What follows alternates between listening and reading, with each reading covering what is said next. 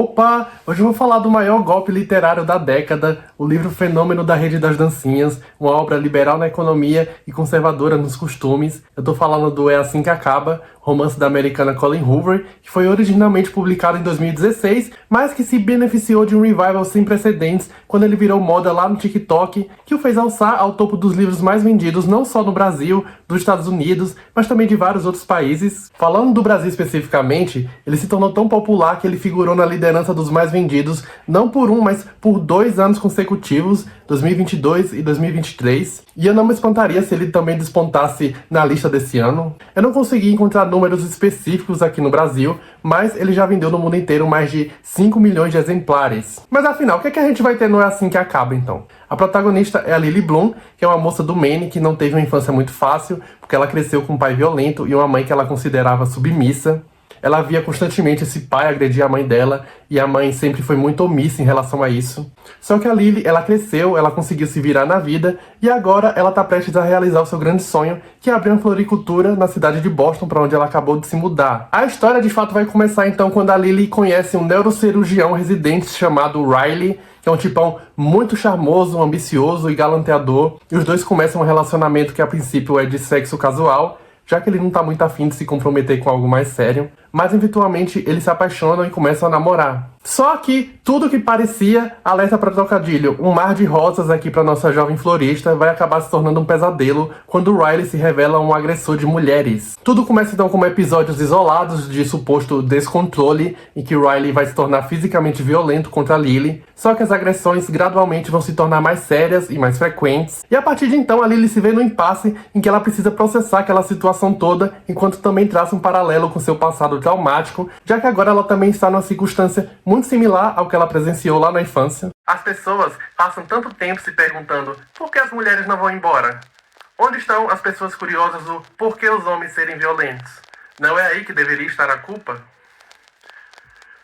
Isso aqui é o puro suco dos 50 Tons de Cinza, do Crepúsculo, e eu só não digo que ele também é uma ode aos romances da Sabrina, aqueles livrinhos de banca lá dos anos 70 e 80, porque mesmo tendo temas mais espinhosos, ele ainda consegue ser bem limpinho, ao contrário dos romances da Sabrina, que ainda trazia uma certa sujeirinha. Então aqui você tá num universo hiper idealizado, super higienizado. Isso tá presente desde os diálogos, que são super floreados, até a maneira como os personagens vão se comportar naquela realidade. E eu gosto dessa coisa farsesca, bem cafona. Acho muito interessante como os personagens vão conversar entre si, com frases de efeito. Como todo mundo aqui é muito bem sucedido, com profissões de elite e empreendimentos de alto padrão. A gente vai ter uma heroína que durante a adolescência tinha como uma espécie de amiga imaginária a apresentadora Ellen DeGeneres, e talvez isso seja a coisa que mais envelheceu mal aqui.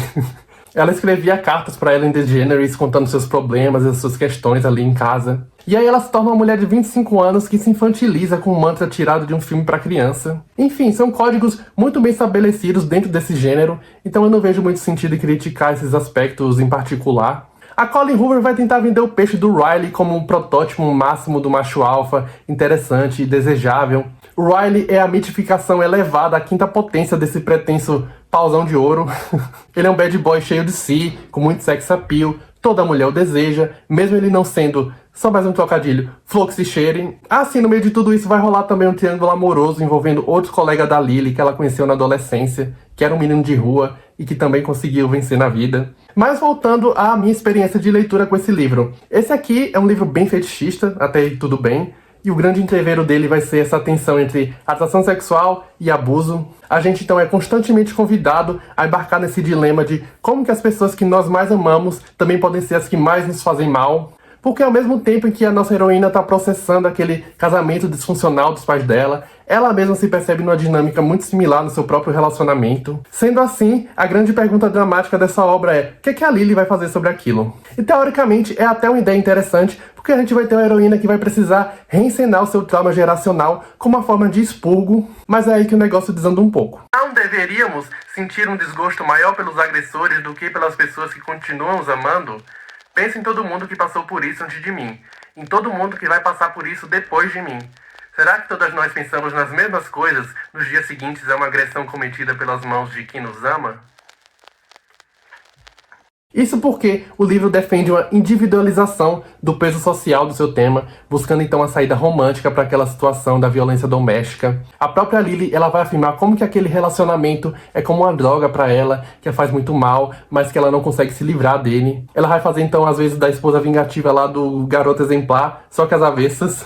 É um livro que também vai explorar essa ideia hiperromântica de como que é possível a mulher consertar o seu agressor. Há um juízo quase imaculado de missão e propósito para uma mulher que se propõe a dar a mão ao seu parceiro abusivo, nem que seja buscando uma causa mais profunda para aquele comportamento violento dele, tentando justificar aquele comportamento. No caso aqui do Riley, seria um fruto de um passado conturbado dele, que ele perdeu um irmãozinho. Não é à toa que o nome da menina é Lily e que ela tem floricultura, ela tá ali pra prover coisas bonitas pras pessoas. E o final só comprova essa coisa do padrão de imaculada da wife saver.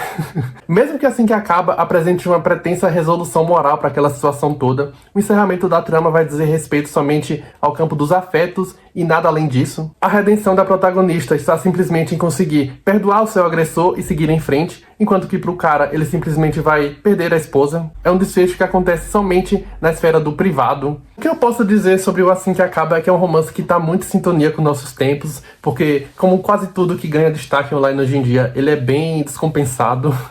Se a discussão sobre padrões abusivos de relacionamento está tão em conta na internet, se existe um consenso sobre como que ele deve ser encarado, gerenciado, por que a internet abraçaria um livro como esse em 2024? Por que então que existe essa larga aceitação institucional que celebra esse livro enquanto fenômeno, principalmente entre jovens e adolescentes? É muito louco porque ele sugere um pretexto progressismo a levantar um tema tão espinhoso, mas que vai invalidar essa mesma discussão justamente porque envereda para uma resolução privada de um assunto que ele próprio levanta como um sintoma de cunho social. Tudo então em nome da proteção de uma ideia de família nuclear que precisa ser mantida. E sim, eu acho que a ficção pode e deve levantar a contradição de temas controversos. Eu não acho que livro nenhum tenha a função de educar ou panfletar sobre o certo e errado na vida. Mas a contradição desse livro acontece quando a nossa amiga Colleen Hoover acredita estar fazendo um grande serviço para a causa, e isso fica bem evidente nos textos de agradecimento do livro. Isso aqui é uma obra que está vestida de progressismo, mas que nada mais é do que uma roupagem bem normativa para o famoso em briga de marido e mulher, ninguém mete a colher.